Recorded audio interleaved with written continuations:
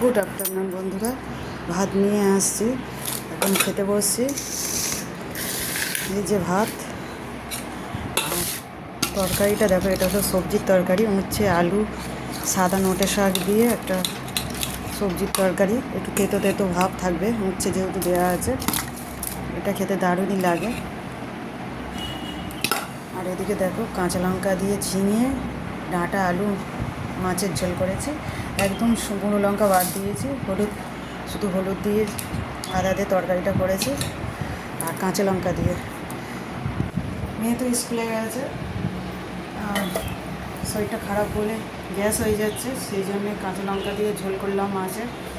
আর এই যে তেঁতোটা, শাকের তেঁতোটা, এটাও একদম ঝাল ছাড়া, দুটো তরকারি সব ঝাল ছাড়া করেছি। খুব গ্যাস হয়ে যাচ্ছে, অম্ল করছে। মেয়ে তো স্কুলে গেছে, তোমরা জানোই, গতকাল থেকে স্কুল স্টার্ট হয়ে গেছে। এখন খেতে বসছি।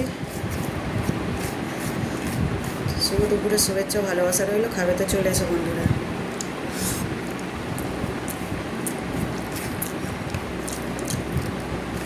তেঁতোটা দারুণ খেতে হয়েছিল। আর এই যে উচ্ছে খেতে খুবই ভালো লাগে, উচ্ছে দিয়ে শাক দিয়ে চচ্চড়ি। তোমাদের কেমন লাগে অবশ্যই কমেন্ট করে জানিও।